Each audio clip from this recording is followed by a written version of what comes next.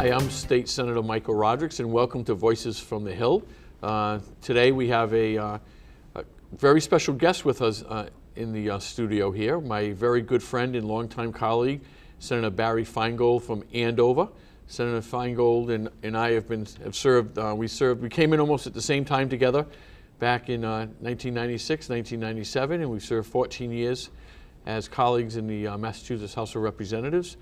And we both decided to take the next step at the same time, and we were both elected in the fall of 2010 to the Massachusetts State Senate, and where Senator Feingold and I continue to enjoy a very close working relationship, and where, although he lives in Andover, the heart of his district is really the city of Lawrence, and it was interesting that the first words out of Senator Feingold's mouth today when he met me in Fall River is how much Fall River reminds him of Lawrence. So without further ado, I'd like to introduce my friend and colleague, Senator Barry Feingold.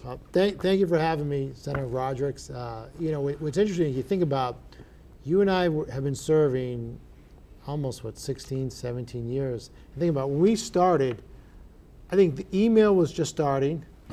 there wasn't like, cell phones the way it is now and stuff, and how much has changed. When I came in, we had no computers on our desk. Rank and file state reps had no computers. If you were a chairman, you had a computer. Cell phones were just coming into vogue.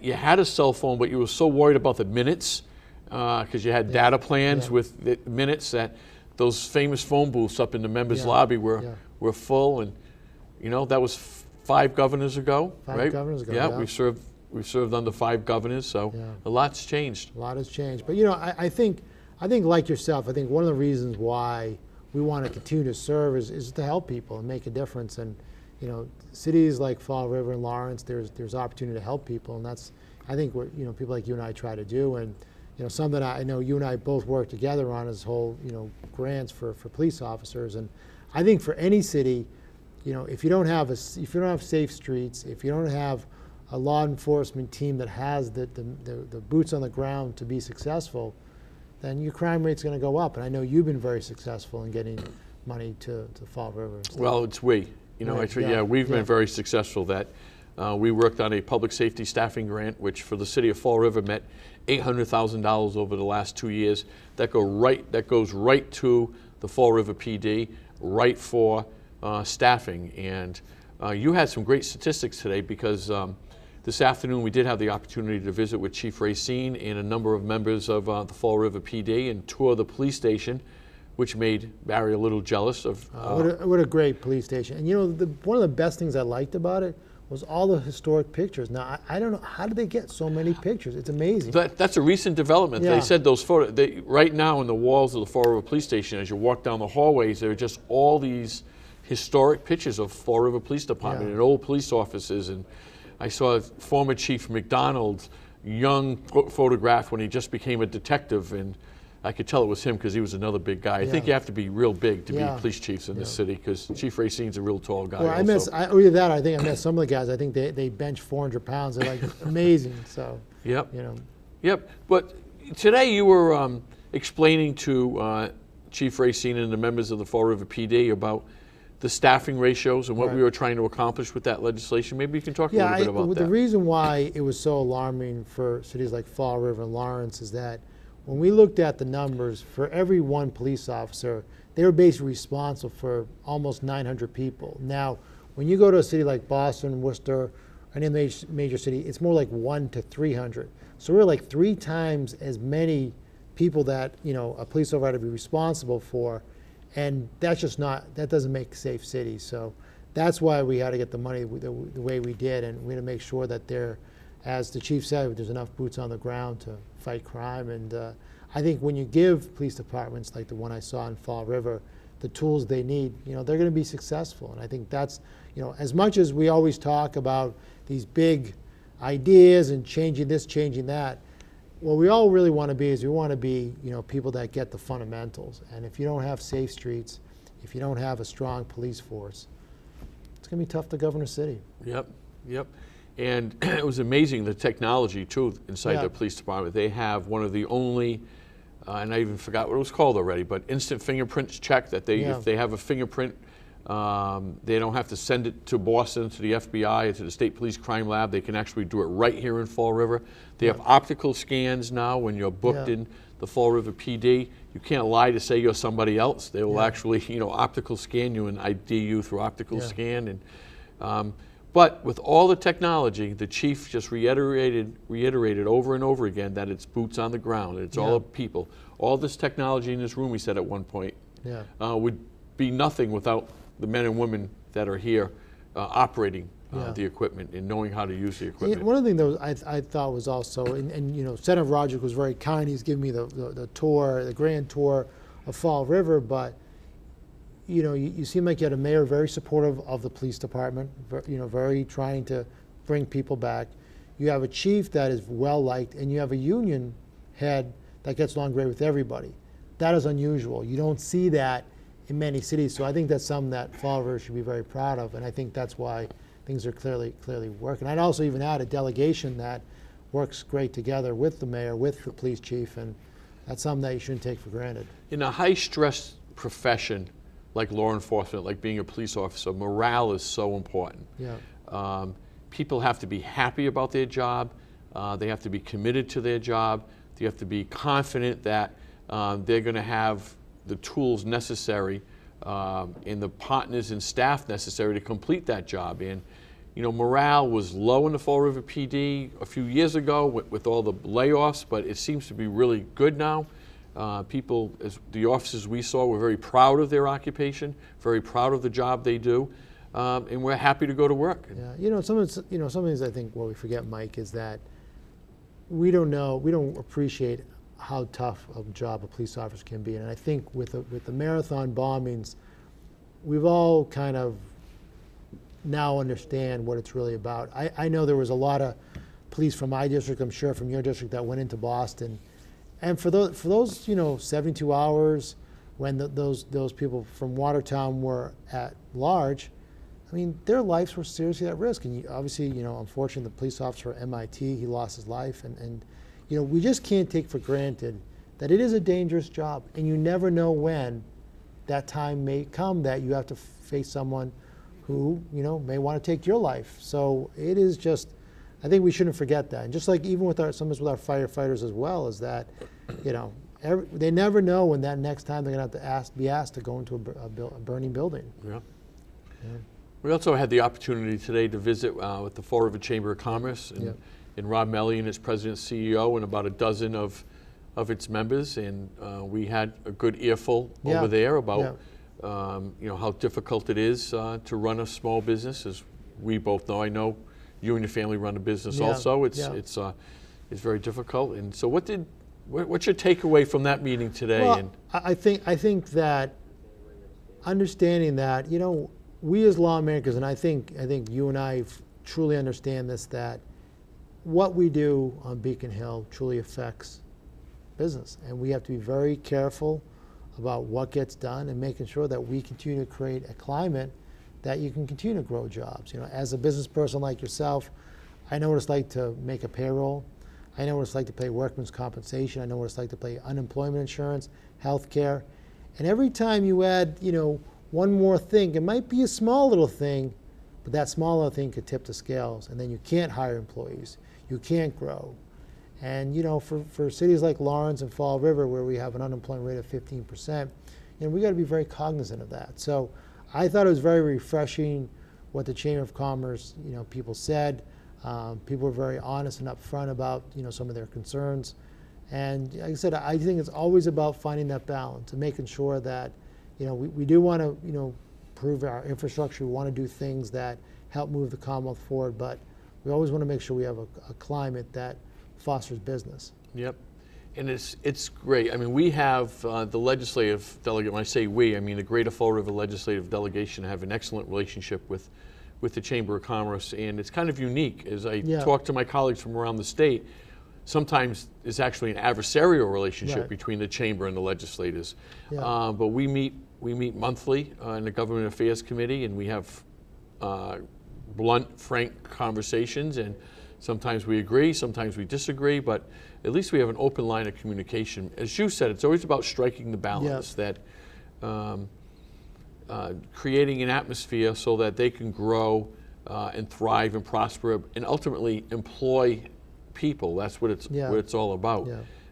And it's a real eclectic mix. I mean, Yeah. we had people from utilities, people in small business, people in the trades, plumbers, insurance salesmen. Yeah. It was a very eclectic Yeah, mix. and I think what people tend to forget is that most of your job creation isn't in these super large 1,000-person companies. It's small business. Small business are the driving force in job growth in our Commonwealth. Companies with 5, 10, 15, 20 people. And those some days may be the larger companies. But if we can't create the environment that these smaller companies can thrive in, they'll never become the bigger companies. You know, because once upon a time, a company like Titleist or companies like, Akamai Technologies or whoever, they were small companies once upon a time, and we have to make sure that we give them the opportunity to be able to grow. And I think that's, someone like yourself who's been so involved in so many things like bio and really been what I consider to be the voice of the business, helping businesses grow. I think that's what we got to continue to do. I think it's so important. Do you think the comments and concerns that you heard from the members of the Greater Fall River Chamber of Commerce would be the same as what you would hear from constituents of yours in Lawrence? Absolutely. But I would say, to your credit and to the Chamber's credit, I'm not sure we get that many people even to come. And I think that really is a credit to the Chamber, to you. But yeah, I think it is. I think it is that what people forget is that there's so many businesses that are just, hanging on. And, one little thing that we do could change them from all of a sudden making money to losing money. And what I forget the person's name, she said that the competition is so fierce these days, which ultimately is good for the consumer.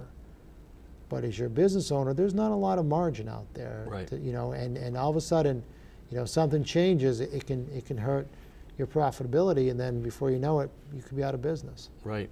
So, but I thought it was a great discussion, and I think Fall River should be very proud that they have such an active chamber, and I think they are really committed to, growing the economy.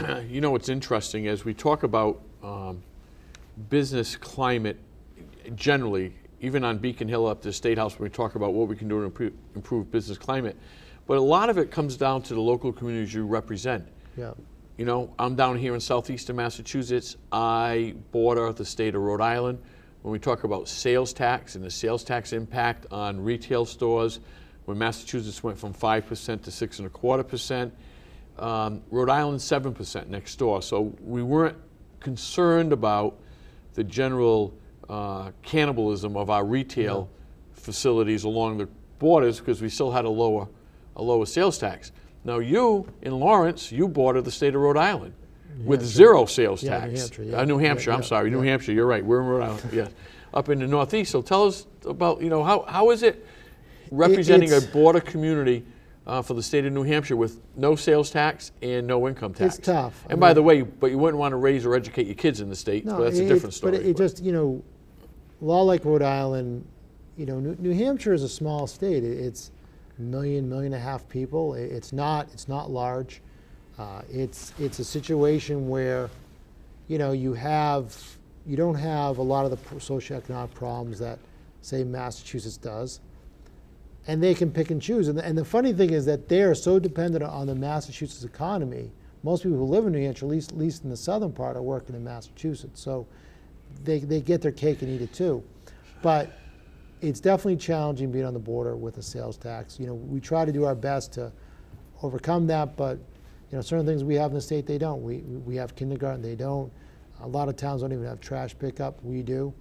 So I do think there's a lot of good things the Commonwealth is doing. And the thing about it is people may want to criticize the Commonwealth of Massachusetts, but if you look at how we're doing compared to the rest of the nation, we are so far ahead of the rest of the nation. Our unemployment rate is much lower, even though obviously we need to do better. What we're collecting right now for our corporate income tax, sales tax, income tax continues to grow each month. How many people we have covered for health insurance, how many people we have covered, we're getting a decent education. So I think as a state, we should feel good. Obviously, you know, there could be other states that offer things better than we do, but I think we're a very good state. But like anything else, as lawmakers, we always want to say, what can we do better? How can we make things better? And at the same time, making sure that, you know, if we do have existing business here, if we have existing people here, we want to make sure we maintain that. Because you never can take your existing population for granted. You can't take your existing business clientele for granted. That's right. That's right. And then, you know, besides the chamber and the police station, we had a wonderful visit right here at this wonderful institution at Bristol Community College. And we saw some of the programs, and in my mind anyway, that our only real, the only real way we're going to be able to transform the economy for Fall Rivers, the New Bedfords, the so-called gateway cities, the Lawrences of the world, is by increasing educational attainment. And you know, the jobs that for so long have supported the economy of all these great gateway cities, apparel and textile in Fall River and Lawrence, you know, shoes in Brockton, furniture in Gardner, where, and I'll never say that the employers were unskilled. They had real skills, but they had skills that are not directly transferable to the 21st century based economy. And it's the only way that we're going to be able to transform this economy is through education. And our community college system plays I think, a vital role in that. I couldn't agree with you more. You know, the thing about, you know, not only the South Coast, but the rest of the state is, right now, as a state, you know, we have 240,000 people unemployed, but we have 120,000 job openings. And what that says is that, you know, it's not a question that those people are unemployed don't want to work. It's because those people don't have the skills to get the jobs that are out there. And, you know, it could be a machinist, something that we saw. It could be a dental hygienist, another area that we saw. But we have to give people the skills they need to get the jobs that are out there. And that is the area that I'm, like yourself, hyper-focused on. Up in Lawrence, we have the new, basically, allied health care center that's going to train people in getting trained in healthcare profession. So we definitely have to do better, and we have to make sure we can train people in the jobs that are out there. And I think Bristol Community College is part of the solution, and we just need more, you know, to continue to support that. And you know, one thing that is daunting is that by 2018, 68% of the jobs in the Commonwealth that is predicted that you'll either need a certificate, like a dental hygienist or a machinist, or you'll need a 4-year college degree to get. So this is not even an option. We have to do this. This is not a question of, well, you can just get by with just getting your high school degree. It's not even an option anymore. So as a society, we have to turn. We need to make sure we promote schools like Bristol Community College, and we need to make sure we give people the skills and be upfront with them. Say, look, if you want to drop out of high school, you're basically going to have a life of poverty. And if you want to graduate from high school, that's okay, but your ladder to really, you know, increase your monetary pay is going to be limited. You get a certificate, graduate from a 4-year school, or get your associates from a 2-year school. You're going to have a lot of options. There'll be doors open for you Absolutely. that aren't open certainly for high school dropouts or even just a high school degree. And it's incredible when I think about how quick this changed, because you know, I'm getting older now too, but I can tell, I know friends of mine, high school classmates of mine, that graduated from high school, decided not to go on to a 2 or 4-year school, worked in one of the local factories, and actually made a living wage and made enough money to raise their family and support their family. But then it started in the late 70s, and then in the 80s, these textile jobs and apparel jobs, you know, mills are gone, and they're not coming back, folks. They're not coming back, and it's all about education and increasing educational awareness, and not just higher ed, but also earlier preschool. And like you had mentioned, that New Hampshire doesn't have kindergarten. We try to require full day kindergarten here in Massachusetts. And just, you know, that we just have to continue to, you know, harp on the education. You have a young family. Yeah. Yeah, you have a very young. Yeah. Yes. Yeah. How old is your Well, my kids, though, I have a 9, 7, and 1-year-old. So tomorrow I'll be out in the soccer fields coaching 9-year-old. So last week we had a tough loss. We lost 3-2 at the end. It was a very controversial call at the end, though, because Soccer is always controversial. Oh yeah. well, Yeah, but the thing was, so the goaltender grabbed the ball. Our goaltender grabbed the ball, and then one of the other kids kicked it out of the goaltender's hand. The referee didn't make that call, so Ooh. that was the deciding goal and why we lost. So. Yeah, So well, we when had we- a goal scored. I'm saying we, but I'm different. You know, I'm a Benfica guy, and Yeah. my Portuguese audience knows about Benfica and Sporting and Porto and all the games. But you know, we had a goal scored against us by someone who was clearly offside last week, clearly, Yeah. and you know, how could they not see it? And the club I was watching, it was going up in arms. But certainly, good that we ended up winning the game. Otherwise, good, that would have yeah. been controversy in every club in Fall River for 2 weeks. Yeah. Yeah. So then I have a 7-year-old, another girl. Then I have So first grade. yeah. So I have my 9-year-old's in 3rd grade, my 7-year-old's in 1st grade, and I have a 1-year-old boy named Max. And the thing And Max about, is a year old already. He's a year and 2 months now. Wow, it seemed like yesterday. I can me, remember. Let me tell you a little story. So about 2 weeks ago, you know, he was out of milk. So my wife and I didn't talk to each other. So I grabbed a gallon of milk because this kid drinking milk, so, you know, a lot. And Yeah. my wife grabs a half gallon. So we both come home like, Amy, we're never going to go through all this milk by the time the expiration is going to come. And I'm like, we're going to have to end up pouring out all this milk. Week goes by, gone. Yep. I've never seen a kid eat like this. He's amazing. So. We have been and we still are Yeah. a big milk drinking family. Yeah. Well, but part of my district is Westport, and we pride Okay. ourselves on our dairy, Yeah. our dairy industry. So keep drinking that milk. But you know what's amazing, Yeah. though? When you first started, how old were your kids now? When I was first sworn into the State House, my daughter was 6 and my son was 9, and they're 23 and 26 now. Yes, they grew up, and I always ask them, you know, tease them, hey, so someday you're going to get into politics? And they're like, no way, I don't want to work that hard. Yeah, I know. But it is amazing how fast the time goes. Like you said, we get elected. There was no computers on our desk. We used to go to the mail room Yeah. and get our daily mail that was that high that would go through every day. And I Yeah. can remember my daughter, if she had a day off from school, she'd come to work with me in the State House, and she loved going to the mail room and coming back to my office and using the letter opener and opening all my mail and Yeah. kind of separating for me. Today we get like 4 pieces of mail and 600 emails a day. It's so true. You think about it. I mean, you wonder why the post office is having trouble. Even we look at our own mail. It's so true. Well, We used to get stacks like this. right. Technology, the post office, newspaper. Yeah. I mean, I have almost a 2-hour. I have to plan 2-hour commute every day, Yeah. and it usually takes me about an hour and a half to get door to door from leaving my office in Westport to my home in Westport to my office in the State House. But I have to plan 2 hours, so I would always buy my 4 papers, and on the way up, and I drive with someone, so they drive, so I could read my paper, get caught up on all the news. I could read all my testimony for the stuff. I can be prepared. Today I'm on my, on my phone, reading my newspaper and doing it all online. And Yeah. I don't have a back seat full of old newspapers, and I'm scrambling to try to find something to light the fire in the fireplace in the winter. I know. And I think that's all the biggest thing too is like, and I think this is the way we want to serve is because in the past you get a letter and you get that letter Monday through Friday. Now you can get an email during the weekend, and I'm sure like the same way, I'll respond to my email. I'm anal about coming from Yeah. a retail world where I'm in Yeah. a retail business. Yeah. It's all about communication Yeah. and customer service. I always tell all my employees Yeah. in my business, the only difference between you and the guy down the street is you. Right. It's the same material, it's the Yeah. same product. It's just the service that's so different. true. And the same thing.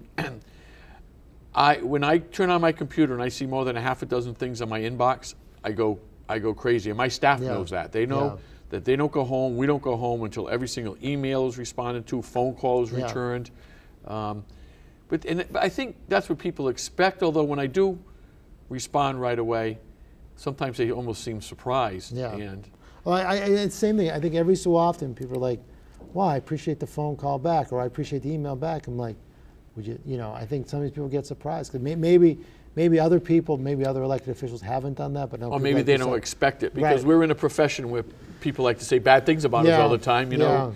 Us and a few other Yeah. professions, you know, politicians Yeah. are bad politicians, Yeah. but Well, one of the first lessons I learned about, someone said to me, I don't know if I went to a talk or a speech, and they said, like, being in public life is like the airline industry.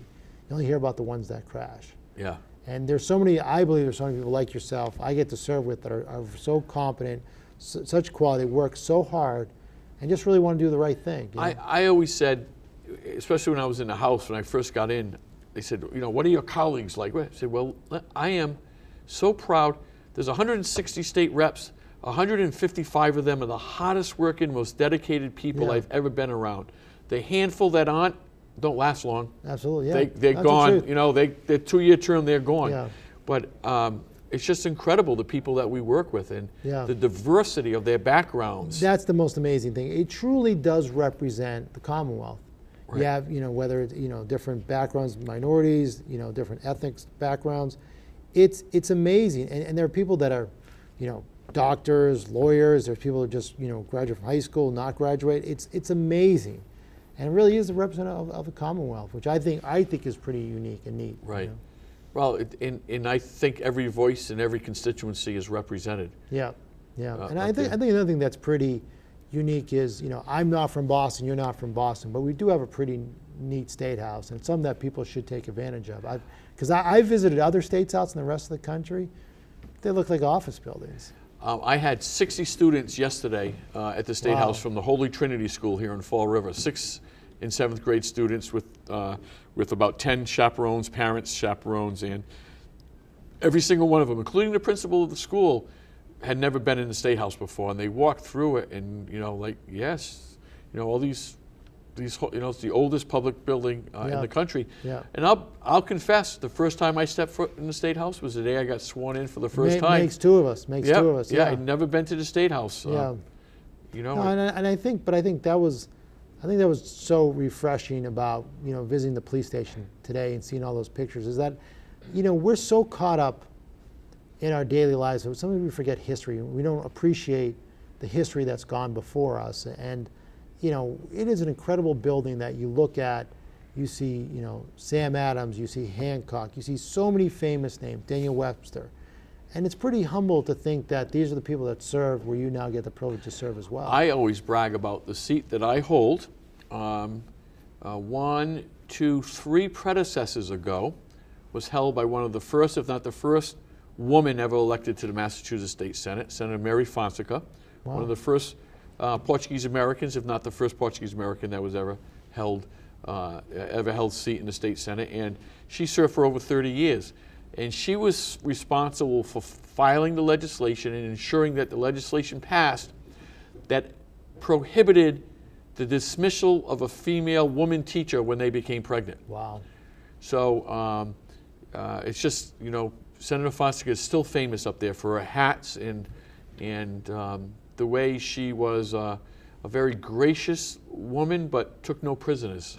So now remind me. So obviously you're the senator now. Before you were Senator Menard. Now who was before that? Senator Tom Norton. Tom Norton. That's right. And he was Senate Majority Leader. So when I came in as a freshman state rep, right across from the House chamber is the Senate Majority Leader's office, and it was Senator Tom Norton. So it was nice being a freshman state representative where your state senator was the Majority Leader, and you could just walk across the hall.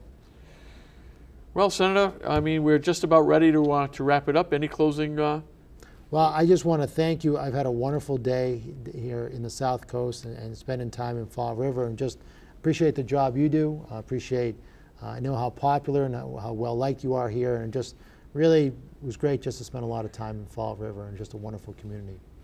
Well, thank you very much. Thank you for being here. I'm hoping that we'll see more of you in Fall River Me too. In the coming months. And once again, I'm State Senator Michael Rodrigues. This is Voices from the Hill. We'll see you again next time.